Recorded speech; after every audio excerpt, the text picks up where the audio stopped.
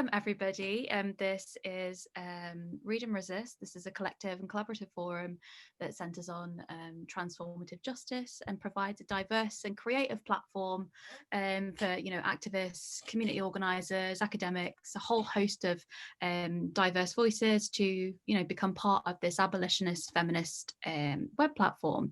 And today this is our first Watch and Resist video.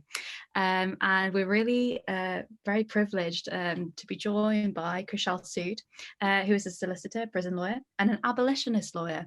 So me and Fabienne today will be having a very informal kitchen table discussion with Kushal and talking about being an abolitionist lawyer. So Fab, do you want to introduce us a little bit more? Give us a little bit more information? Yes, so what we're really interested in is to really explore this. How do you navigate the terrain of working within the law and being an abolitionist? So this is what we're excited to talk to Kushal about. And so one of the first questions we have is, why is abolition important to you? Good question. I'm learning more about why it's kind of important every day, to be honest, and every day on the job, as it were. But it was important to me before I even knew what it was. I think before I knew the term existed outside of the abolition of slavery. And so, my education has been a kind of slow, patchy one, and I'm playing catch up with many that have come before me. And I was introduced to the idea of abolition by scholars like you. And what it means to me really is it offers a way of looking at things that allows us to move beyond what I consider to be a very, very tired way of thinking after 15 years of working in the criminal justice systems, in which forms of logic and forms of rationale that really kind of filled with artifice are used to try and determine people's futures. From a very early stage of doing parole hearings, I would sit in hearings and think that the way that we discuss how people function, what their risk levels are, and what dangers are posed with releasing them into certain environments, or how we talk over people really as well, and how we don't give them sort of become increasingly resistant to the term agency, because it still implies a kind of form of control, but how we don't allow them to say what they want to do and where they want to do it, to put it in sort of much more blunt terms. You'd sit at hearings and you'd sometimes feel like you and your client were the only sane people in the room. Everyone else was talking a language of risk that is entirely constructed, which didn't say things like, well, if he goes there, is he not going to struggle for work? If he goes there, is he not going to struggle to be able to financially survive? If he goes there, are there not going to be problems with X, Y, and Z? That people didn't talk in those terms. They talked in terms of OASIS scores, and they talked in terms of things that were entirely constructed. And when you dissect those constructed forms of analysis, like the OASIS, you realize that they're not based on logic, but they're based on people's prejudices. And so when an OASIS report, which is the kind of thing we have to discuss in depth at a parole hearing, says that someone has not developed their accommodation plans well enough, and they score them poorly on that front, then what's not revealed in that analysis is the fact that someone has had a history of homelessness as a child, for instance, that is entirely beyond their control. And beyond that, even their probation officer has done absolutely nothing to develop a accommodation plan going forward, because certainly from closed prison there is no chance of you developing one yourself without probation oversight, because they have control over who will accept you and who won't, through various mechanisms. So there's various ways in which, the way in which things are done, or things have been done in my 15 years of being involved in the criminal justice system, just conflict very heavily with my personal beliefs and the ideology, if we can call it that, even though it's not a singular ideology, it's a disparate form of movement, abolition. The ideologies that have kind of resonated most with me in terms of how we should try and help people have been abolitionist ideologies. And when you describe abolition to your clients, you say, did you know there's this school of thought? Did you know there are people out there that think that prisons should be abolished, and that, carceral systems, by which we mean even systems beyond the prison environment, should be abolished? And there are scholars that think that. There are entire books written on the subject. People in prison go, wow. Because they're not on prison reading lists, funnily enough, in these kind of cozy reading together type environments on the prison estate. Sorry, that's a very long-winded answer. No, it's good. I think this is really important. It's important because especially the last bit that you just said, this idea that we are so welded, the mainstream is so welded to this idea of the prison and the PIC, or the prison industrial complex, all these different agents that form part of that system, that it takes an intervention from somebody like you, from a caring perspective, and wanting to support and help to really make that intervention, because it is a disruption, and it seems really small, but to make that intervention, to actually say, look, there's a whole other world out there, a whole other way of looking at things, and people have been doing it right for like centuries now. It's important, because it provides you with there's potential, there's possibility, right?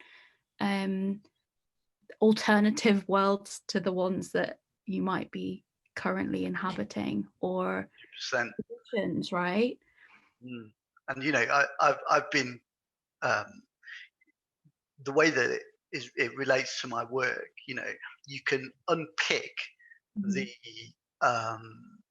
flawed analyses of reformists. So you can unpick the logic of an OASIS risk assessment tool that says you're risky in this area, and this area. You can unpick that by saying, why are you saying the risk is his fault when he's had a background of exclusion? Very easy from my perspective. And I don't think hardly any practitioners do that, but it's very easy and very obvious from my perspective. You can do that. But what I sadly find more difficult, and the whole idea of professionalism in the legal profession is a very neoliberal one.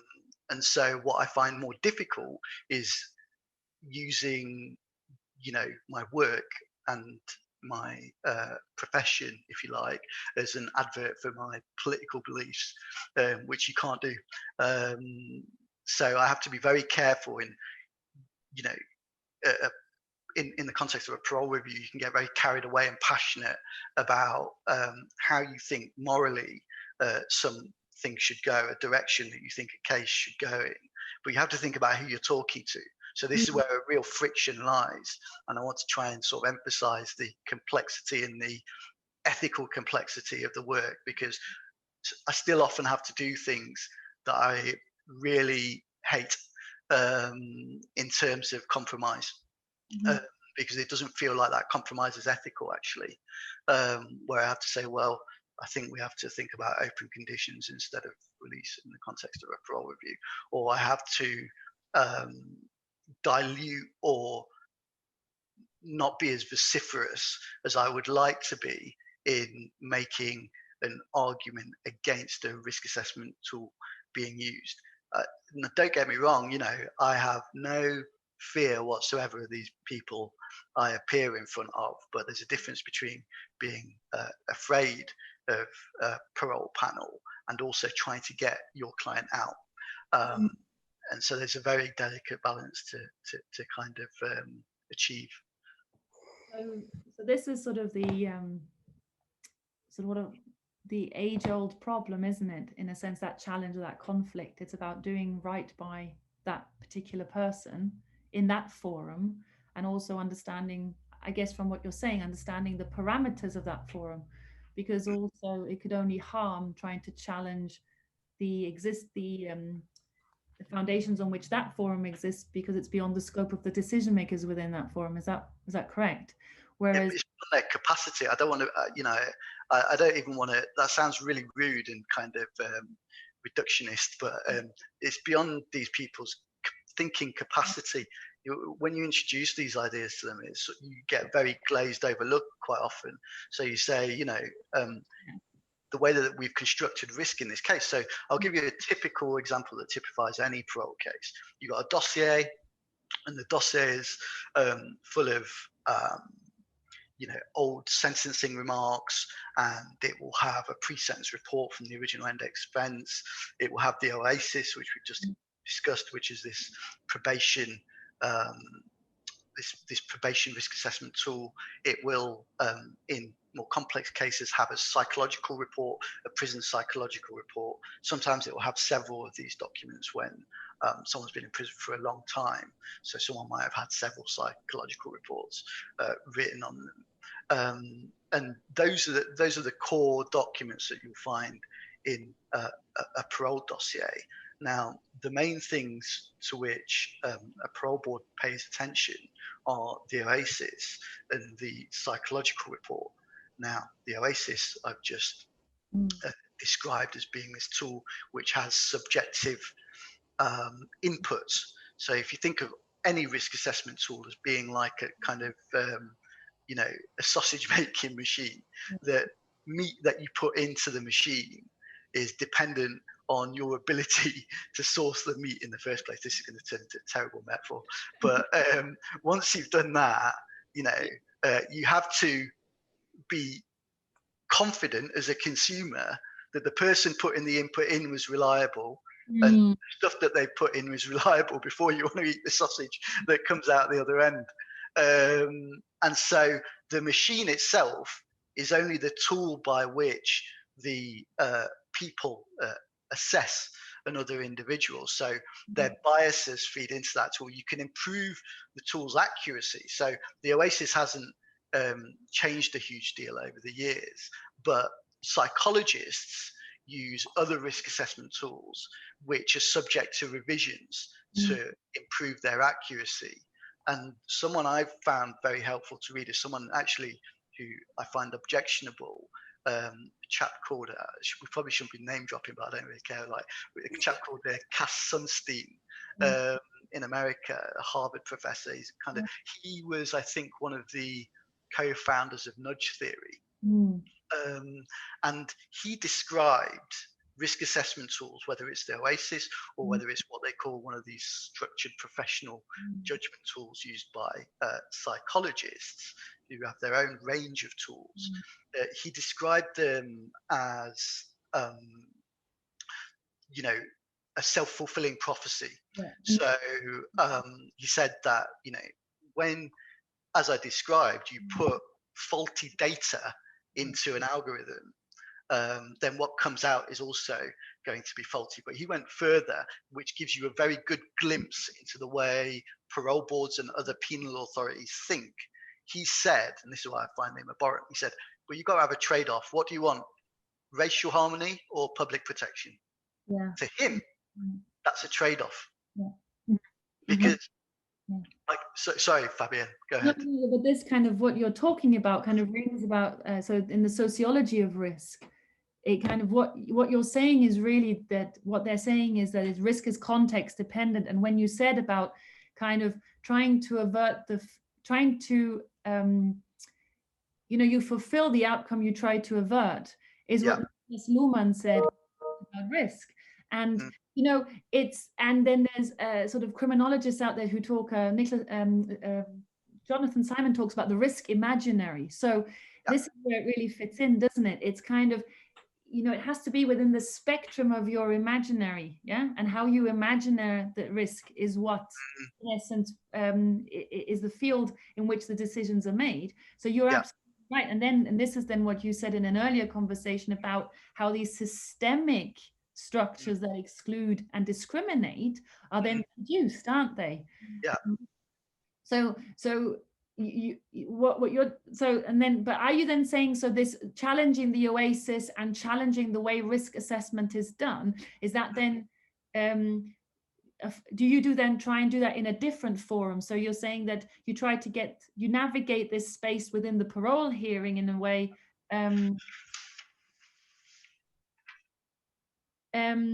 that is within the parameters that you try and push and mold and get the best outcome for your client, and then in another forum, I don't know, the courts or somewhere else, because you are clearly an activist lawyer, and it shouldn't be a bad word. It shouldn't be negative. It's actually, we are political beings, aren't we? So, and if we want to change society as well as change the system, is that? And do you know what? That's quite interesting. I'll come back to your points on how I how I challenge the dominant frameworks in parole hearings and things like that. But you mentioned activist lawyers. I have found myself, and this is, I think, after sort of lifelong tendency to find myself alienated by clubs and things like that. But I found myself alienated from the solidarity expressed among people that have been labelled and have adopted the label lefty activist lawyers. I think there's been a sort of similar hashtag, and that's because you know the sentiments on which that solidarity exists are very liberal sentiments to do with, look, just because these people are scum doesn't mean they don't deserve a fair trial. I think very far beyond that logic, if I'm honest, and I want to challenge the very notion of the trial system and the very notion of the criminal justice system and the carceral system beyond it. You know, and so I find myself in a sort of very, very small minority. I know of only maybe one or two other lawyers that I've actually very recently met who would say that they are abolitionists. I'm sure there's others out there, you know, because I'm not saying I've got my finger on the pulse or anything, but certainly if Twitter is our medium, that's as many as I've come across. And so, yeah, the whole activist lawyer thing, there's a sort of tiny band of us that aren't really even involved in that. We're even more challenging in the way we think, I think. But going back to both of your sort of comments about the challenging of the dominant frameworks in my work. So, you know, at parole hearings, there are ways in which I can challenge what we just described about how Cass Sunstein has constructed this idea of risk. So I can very, very simply speak to a probation officer by way of cross-examining in a hearing and just say, what do you mean about his accommodation risk being this? What do you mean about his employment risk being this? What do you think about his emotional well-being risk being this? And, you know, taking the emotional well-being as an example, which is a kind of a part of the OASIS, quite often, you know, somebody's security records in prison and the amount of IEP warnings they've had. So these are kinds of disciplinary warnings for anyone sort of listening or watching isn't familiar with all these horrible acronyms we have to use on the prison state. Incentives and privileges, isn't it? Yes, that's right. Incentive and earned privileges. So these kind of disciplinary systems, these carrot and stick systems, we've seen data now through the Bromley briefings that show us that they are disproportionately prejudiced against Black and Muslim people and where those populations intersect, you know. So when I have a Muslim client or a Black client who is being told that they have trouble with their emotional well-being and security records are being relied on, it's actually not a difficult leap for me to have the page of the Bromley briefings in front of me at a hearing and say, when you say that this person has problems with their emotional well-being, are you familiar with the fact that this is a euphemism to have a go at black people and has been used in that way for decades and decades? And the faces you see are a picture, you know. They're not used to being asked these questions. They're not used to being made to think about the way in which they construct risk. I can even pull findings from inspectorate reports on a prison and say to a psychologist who might use the range of risk assessment tools they have, I think, is a red herring. It makes it look like their construction of risk is more sophisticated, but in reality, the way in which they construct risk, there might be more detailed guidance as to how they draw their conclusions, but they're still looking at things like employment background, behavioral tendencies on the prison estate, and other things like that. There is very little between all of these risk assessment tools in reality.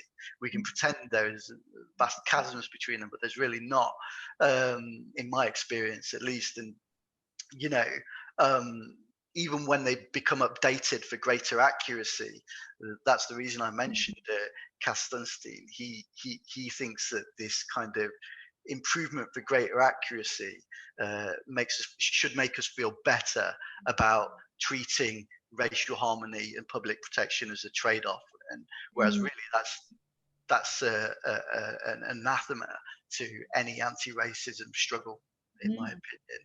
And you know, when you challenge whether it's a probation officer on risk, as I've just described, or a psychologist, you can say to a psychologist, look, you scored them on accommodation or employment in this way, or you scored them that psychology tools might dissect present behavior in a more sophisticated way, but still they rely on the same constructions. So they'll say, well, he's obviously got very real difficulties with his emotional well-being. He's always chatting back to officers. He's always doing X, Y, Z.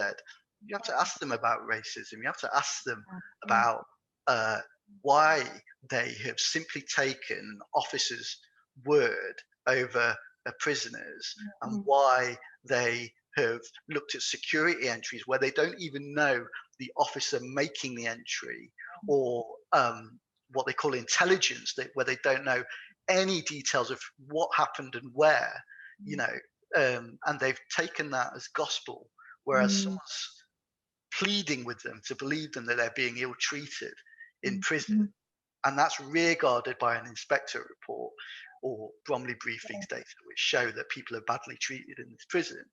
How do they respond then when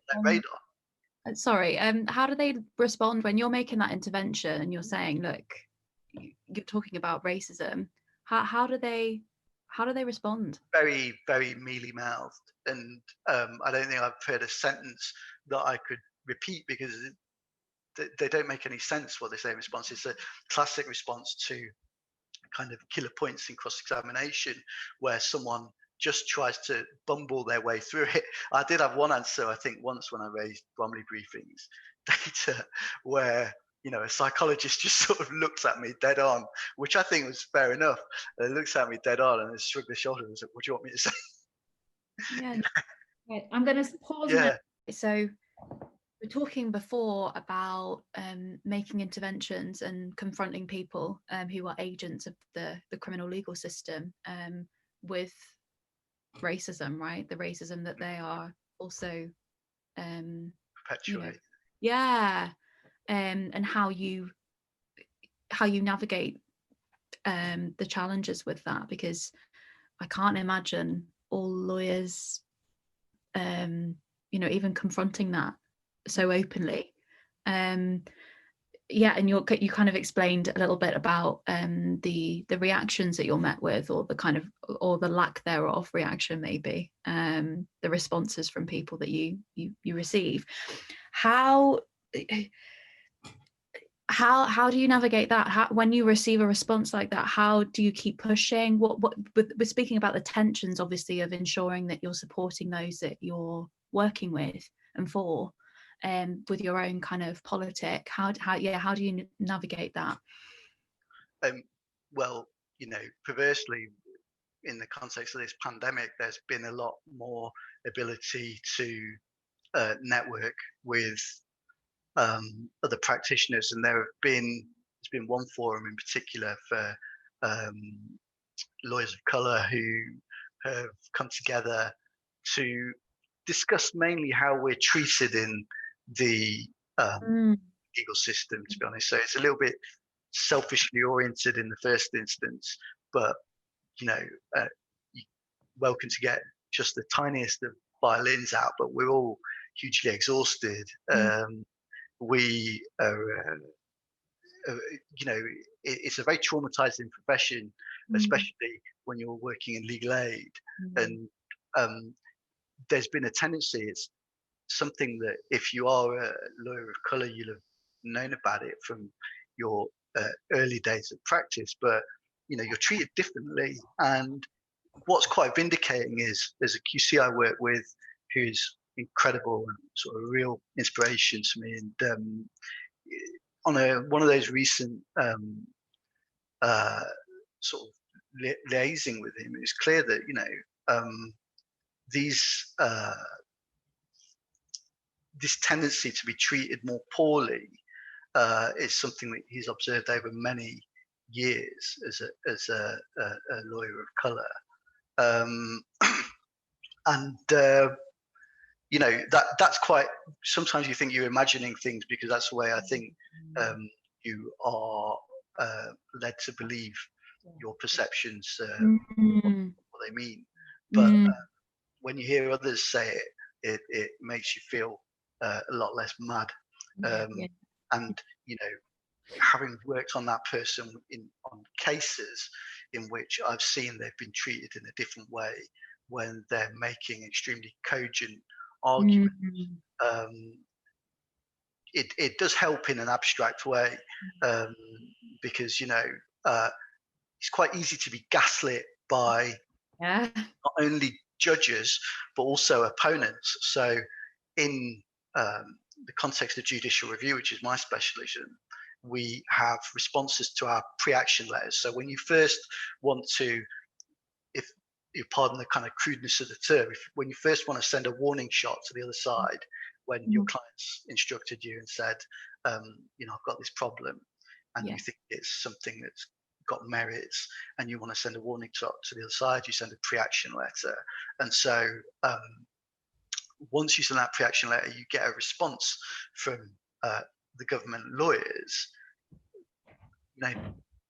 Invariably, those responses say things that feel quite ad hominem, like you haven't articulated your arguments very well. They'll be that personal, and it's not clear what you want, and it's completely without merit, But when you look beyond, when you sort of investigate a little bit further, and you think, oh, maybe I'm thick, actually, maybe I'm not articulating myself very well, maybe I've picked on a real dud legal issue, and I've not done my research well enough. And bearing in mind, we're doing a lot of our pre-action work pro bono at the moment. Pretty much all of my pre-action work is pro bono. I think, well, maybe I've rushed it a bit,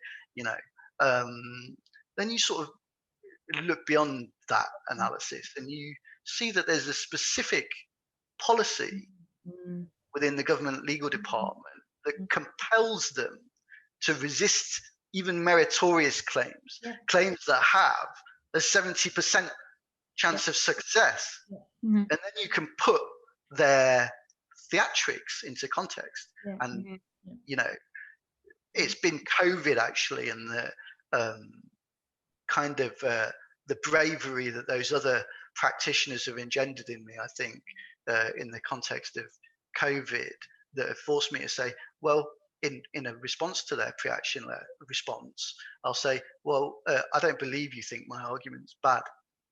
I genuinely don't, and here's your policy that compels you to say that my argument's bad, even when it's good. I've given you a clear breakdown of what the issues are. I've told you what the background is. The pre-action letter follows the format in the civil procedure rules. Basically, you're talking out your, Yeah.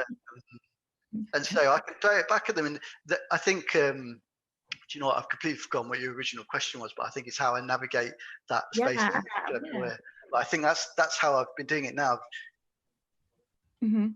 When you sort of feel gaslit and you feel marginalized and you feel unappreciated as a lawyer trying to champion what not only instinctively but after you've given it proper thought as a lawyer, what feel like they're very good cases or worthwhile cases, when you're sort of shouted down, it's easy to get to become disheartened, I think. Yeah.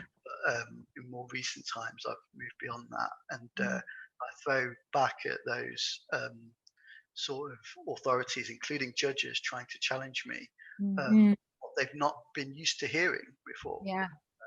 So yeah, I do navigate it in a way.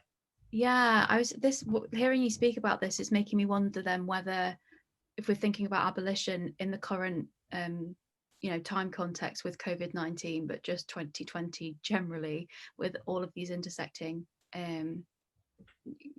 crises, I guess, how or has abolition in this context, has it given you a new, have you used it in a way to give you like a new impetus in your lawyering, or has it taken on a new kind of resonance with you when you're lawyering in this current period? Because we've seen, of course, with people who are in prison currently, right, they haven't been able to see their families for since March right now, and that would be great if you could speak a little bit about that.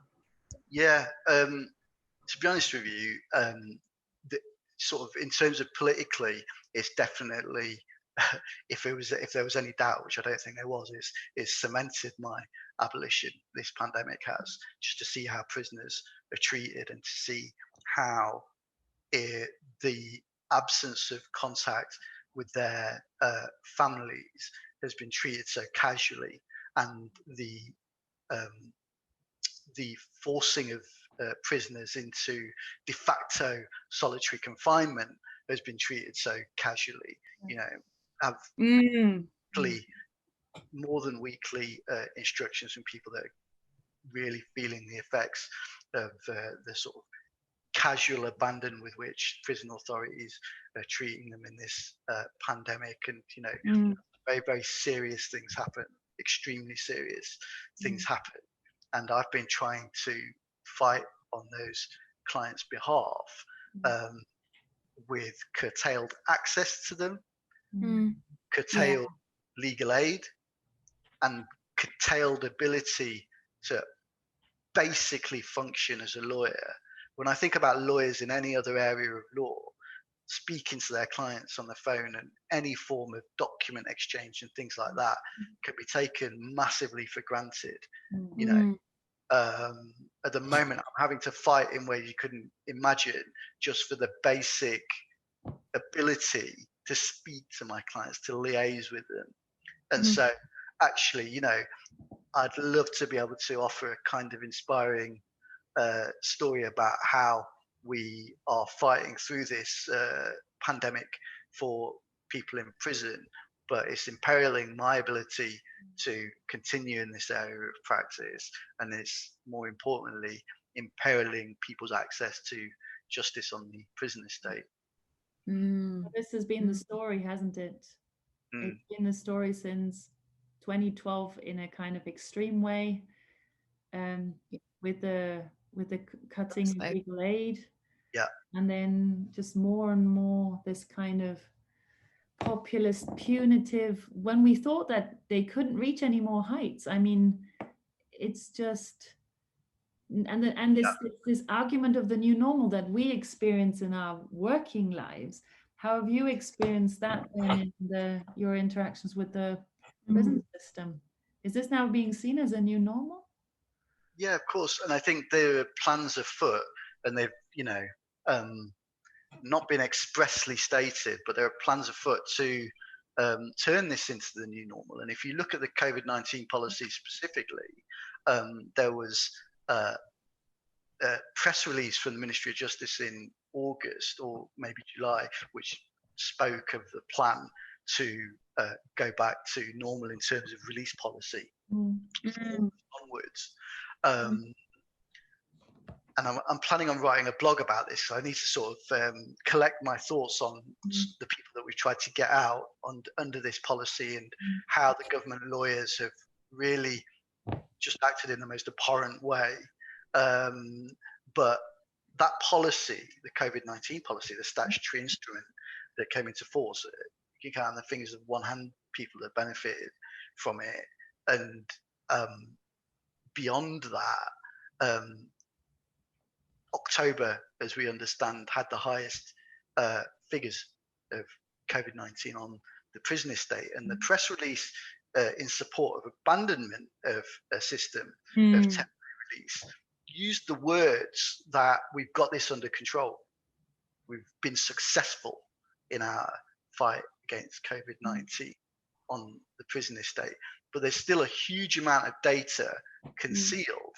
And I know from my own dealings with epidemiologists that the concealment of data and the atrocious and patchy way in which prisoners have been tested don't allow them to analyze the dangers posed in the way that they would need to, epidemiologists. But it's still very, very obvious and easy to say that moving from one congregate setting to another, prisoners to approved premises and back, right?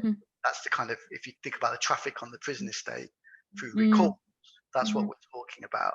You get sent out to AP, then you get recalled for doing your laundry too late. You know, I wish that was a hypothetical example. You know, that's going to create risk, epidemiological risk. And then you've got the population added to that on the prison estate who are what they call immunologically naive. I know these are quite lofty sort of terms that the scientists use, but it basically means that, you know, life expectancy is 56 on the prison estate already. It's replete with illness and all sorts. And when you are circulating people from one congregate setting to another and their immune systems can't already cope, then the figures are going to be alarming. And there's a lot we don't know about the figures. We don't know what the racialized breakdown of the figures are and what the excess death rates are. These are things I'm still trying to find details of. But what we're having from government lawyers, again, very much in keeping with their system of pretending they've got a great case when they've got a poor case, is them saying we've got it under control, keep calm and going on, you know. And it's galling. From a personal perspective, I don't like liaising with these people. It makes me leaves a very, very sour taste in the mouth to have to interact with them. And I don't have any qualms about saying that. The decorum that we're supposed to have towards each other as lawyers, according to our professional rules, doesn't prevent me from being able to say on a personal level, you know, the kind of eugenicist logic of government lawyering is abhorrent to me. I'll say that with my chest. That's really important. Thank you for that.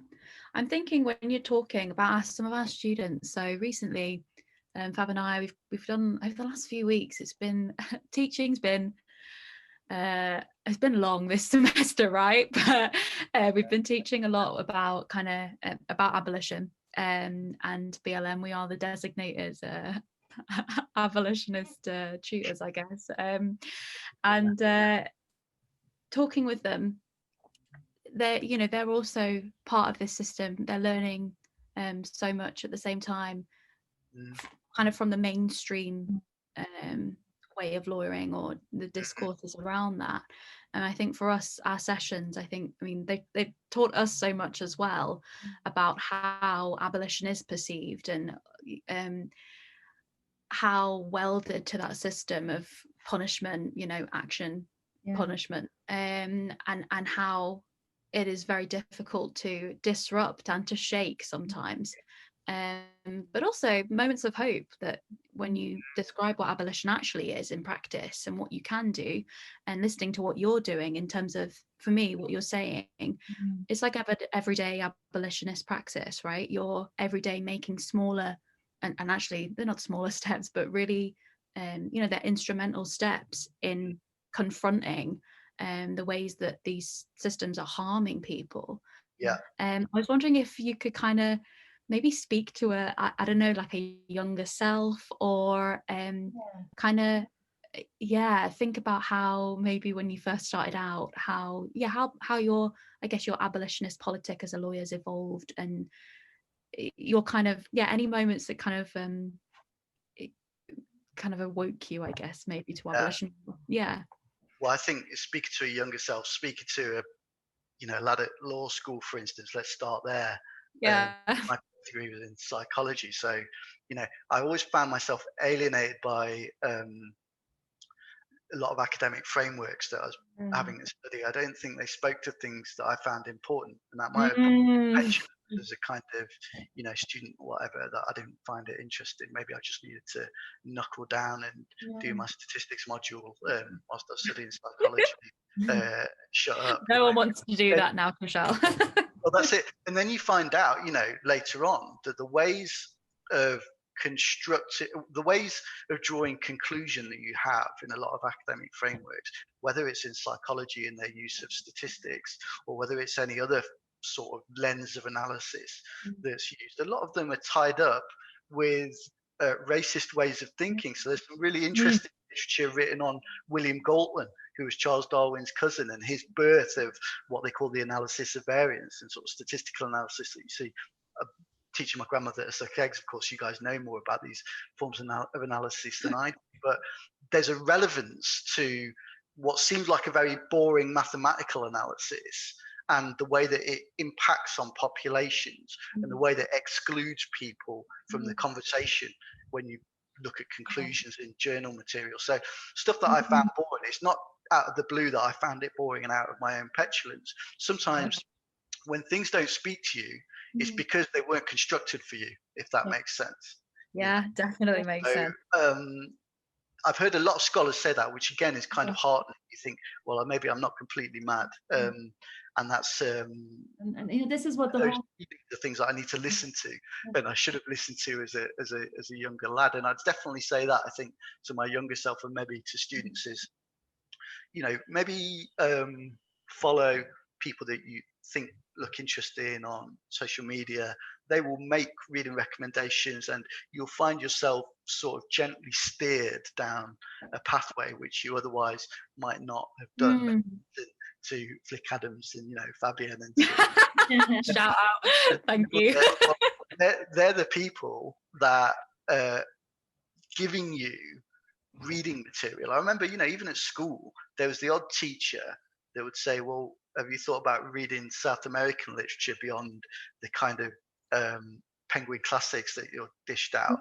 And we ended up being, I think, the only school in the country that ended up doing this A-level module in which South American literature, Manuel Puig's Kiss of the Spider Woman, which is a postmodern classic, it changed the way I thought and changed the direction that I went in terms of my thinking. And so to a younger self, I'd say stick with the stuff that you find interesting.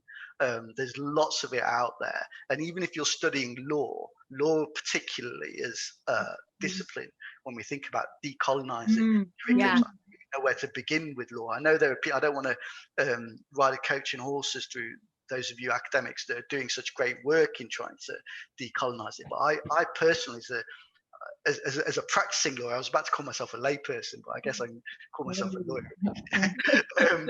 But from a sort of practitioner perspective, as someone that's learning on the job about things that we were not given to read in the course of our degrees, etc. I just think, where do you even begin with decolonizing the law? It's one of the worst disciplines in many respects, and but so you're doing it. But you're doing it because it's about unearthing the structural power relations that systemic exclude populations, and so highlighting racism, highlighting xenophobia, misogyny, all of that is decolonizing. It's just that, 100%. but I find, yeah, and what I found with the students now is that there's such exclusionary language that they're given to read because the law is this foreign language you have to somehow break into, and it's about constantly making you feel inadequate because it's designed to keep you out. And so you 100%. were absolutely right. The fact that you kind of rejected it and it was, you know, you were already identifying deep down that there's something wrong with it. And this gives a lot of hope to students, because I think our immediate reaction always is there's something wrong with us, we're just not intelligent enough. And that's not the case. It's because it's done in a way to exclude. Yeah, 100%. And I think one of the toughest skills to learn, if I was to sort of give another thing that I'd say to myself as a younger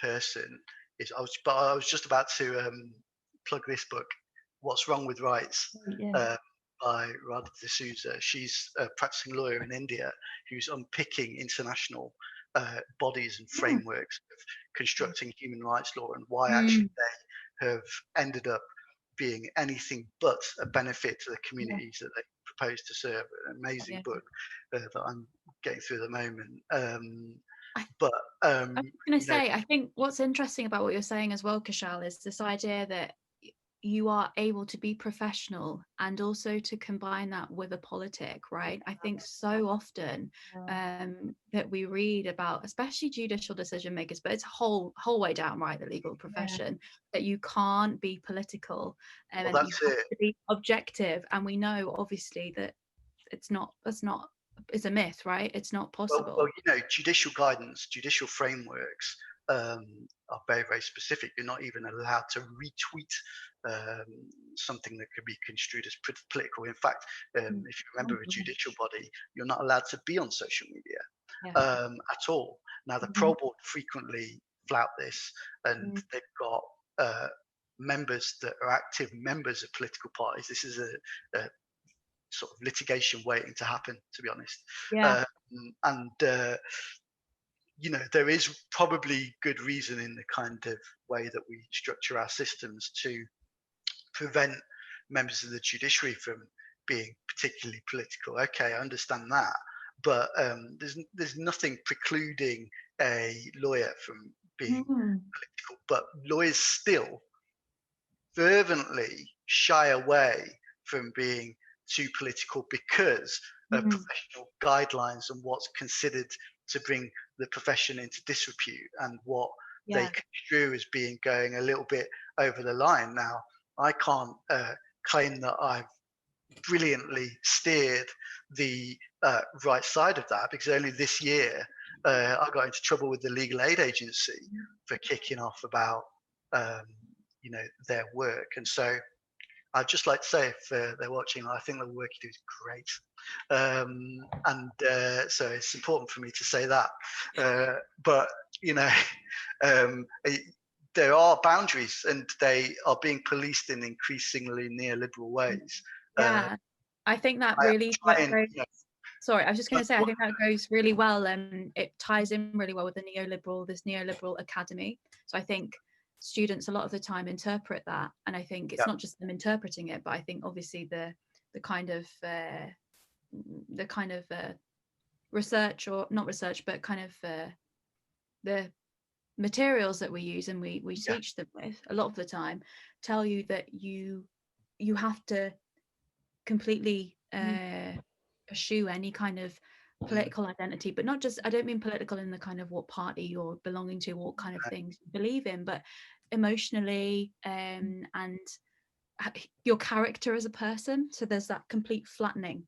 Absolutely. So I think it's really, really important that we see people like you who are openly challenging that kind of narrative. I think what I'd say is follow lawyers on Twitter, don't follow them on LinkedIn. Good advice. Yeah, but you work in a very kind of long tradition. So this reminds me of the the work I've been doing recently, and I came across this professor, I mentioned him last time, Gustav Radbruch, who was a professor in Heidelberg, and he was also the justice minister in the Weimar Republic for the Social Democrats. And he was one of the founders of what they called the Republican, because it was a republic for the first time, the Republican Lawyers Association. And there was huge backlash about how they were, you know, and at the time he was a member of the Social Democratic Party, there were only 13% of non-working class people members of the Social Democratic Party, so the equivalent to Labour. And there was such huge criticism because they were so political. And he was, I mean, he was amazing. He just read the retort he said was, well, at least I'm being open about it. Everyone else is a supporter of imperialist Germany, yeah, and trying to maintain these unequal power structures that are disproportionately keeping people in poverty. So he was very open. He said, you know, in that sense, I think he was a realist in that sense before like legal realism actually became this thing. He was saying law needs to be for a purpose, for social justice, social change. He was very open, and he was one of the people who made this famous speech, and he said, we need to try to achieve something, not a better criminal law, but something that is better than criminal law. So you're working in this long tradition, and I think we oftentimes, because of this neoliberal rationale, we are made, in terms of the gaslighting comes up again as well, as if this is revolutionary, radical, threatening. Highlighting racism should not be threatening. Systemic racism. It's when you have a government that is shutting down all of this and making it illegal in schools to talk about, you know, socialism, anti-capitalism, systemic racism. That's really problematic. So it's really heartening, and this has been such a beautiful conversation to see how you are really trying to, you know, subvert, dismantle, disrupt processes and discourses in order to achieve and to maybe erode in a way.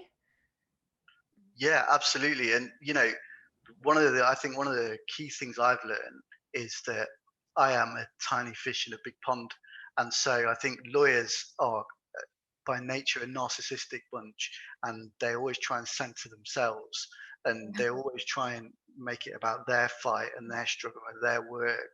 And as I've learned over time, I've realized that, you know, the government are trying to erode legal aid, they're trying to erode human rights, but human rights and legal aid have still coexisted with flourishing inequalities and flourishing, you know,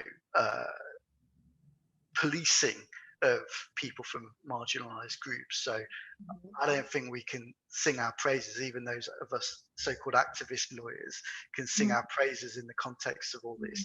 There is an extent to which we have to confront the idea that reform legitimizes, and we are hugely part of that legitimization. So one of the things I've really learned is that a lot of the work that I find beautiful and I find beneficial is well away from interacting with any authorities. It's about listening to people and seeing what it is that they think will help them flourish. And you know, the only way in which I can make that relevant to my work is by trying to voice what they think life should look like for them beyond the prison estate in their statements that we submit to the parole board and in the evidence that they give, for instance. And not that really speaks to as well, that notion of non-reformist reforms. What you're describing is exactly that, right? This idea that you know, what should be made possible in terms of human needs, desires, outside of the framework, so you're not bolstering it, right? It's that. No, exactly.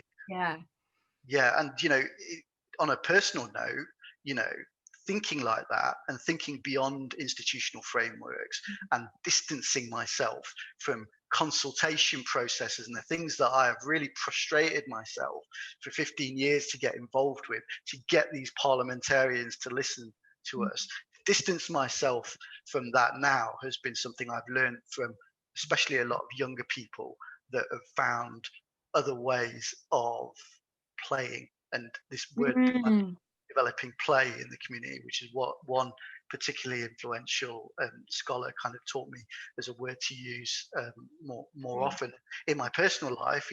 I think growing up as second generation migrant of color in this country, I realized that I'd kind of distanced myself from the things I found beautiful in childhood to do with my culture, because you always, I think, when you get embroiled in certain systems, whether it's professional systems or whatever, you always end up drifting back to the center.